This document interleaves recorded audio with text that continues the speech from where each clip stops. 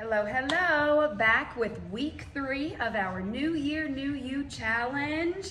This workout, we have 4 exercises, 30 seconds of work, followed by 30 seconds of rest. Instead of doing it quite like a circuit, you're gonna do each single exercise the total amount of time. So you're gonna do this overhead seesaw press for 30 seconds on, followed by 30 seconds of rest, and then repeat that 2 to 4 times before you move on to the next exercise.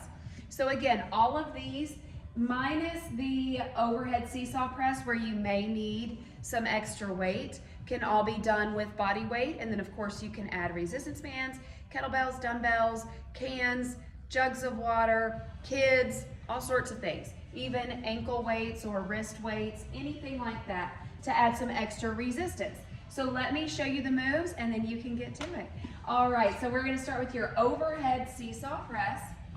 Grab whatever weighted material that you have that you can find handy. The weights are gonna be in front of your chest at shoulder level. Some people do these out here and sometimes I do as well. However, that can be a little bit harder on the shoulder joint. So since you are not in studio, let's keep it safe and keep it facing each other at the front. You're going to alternate punching up towards the ceiling. As you punch up towards the ceiling, keep your belly button pulled in and try not to arch your back. So it's just like someone went and punched you in the tummy and you do like a round and then you punch up. Exhale each time you punch up. You're gonna set that timer or watch that clock, 30 seconds, followed by a 30-second break. And then you'll go back and you'll repeat again. Then, once you finish all 2 to 4 rounds of that, follow that with an alternating reverse lunge.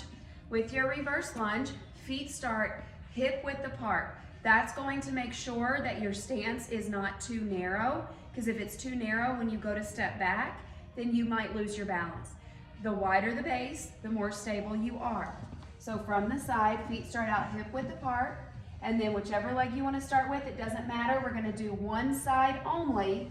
Step back. So then you bend both knees, no lower than 90-90. You're leaning back slightly. You should be able to kind of wiggle those front toes.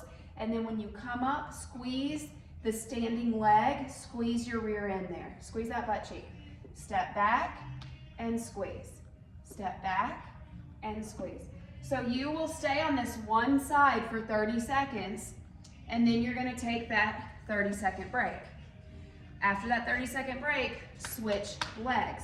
So now you'll go to the other side. Again, feet start out hip width apart, and then you're going to step back and come forward.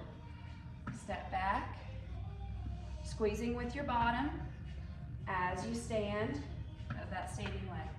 Squeeze, squeeze. Especially if you have no weights. A lot of times I like to use runner arms. It reminds me to squeeze at the top, okay? So again, 30 seconds on, 30-second break, and then switch sides again.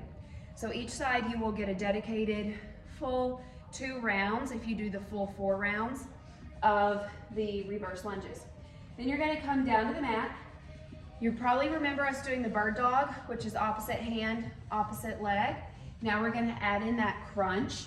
So what that looks like, wrists under your shoulders, knees under your hips, back stays flat. You're gonna reach one leg up, whichever leg goes up. So for me, it's my left. I'm gonna reach my opposite arm out, so it's a straight line. And then I'm going to bring opposite elbow towards opposite knee, extend out, and keep that crunch. Every time I crunch, I exhale. Every time I lift, I inhale. Inhale, exhale. Now, after 30 seconds, you rest for 30, and then you're gonna switch sides. Opposite arm, opposite leg. One side is always going to have more balance than the other. It's gonna be a little bit easier. The other side is gonna feel wobbly if you don't wanna add in the arms yet. Focus on just the leg and knee in. You can still get that round with that crunch, squeezing your lower belly in. So you could always start out that way. You can even do this one standing if you have knee issues. where opposite arm, opposite leg, crunch, kick back, crunch, and you can hold onto a chair while you do this for your added balance. So you get to choose, based on your own personal fitness level, what exercise fits best with you. So again, just like your reverse lunges, you will have 30 seconds on one side, 30 seconds on the second side, 30 seconds back on the first side, and then 30 seconds on the second, if you do all 4 rounds. Last but not least, skater. Skater is a little bit more of a cardio move. You're also gonna get inner and outer thighs, you're gonna get core, you're gonna get quads. So what skater looks like, you take a step to the side and one leg goes back. Act like you're hopping over and bring the other leg back. Okay, so start out here. Whichever leg goes back, that same arm sweeps forward. Okay, so you can just do that step tap, or you can add the little hop. Keep your belly button in. Now, as long as your lower back feels okay, reach down lower, down and across like you're trying to reach a cone and tap a cone on the floor.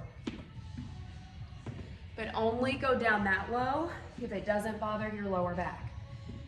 And how do we protect our lower back? Squeeze belly button in. So that's gonna make sure to get your heart rate up. Great way to finish the workout. Well-rounded, hits all of your major muscle groups with all of these exercises put together. So there you go, workout number 3.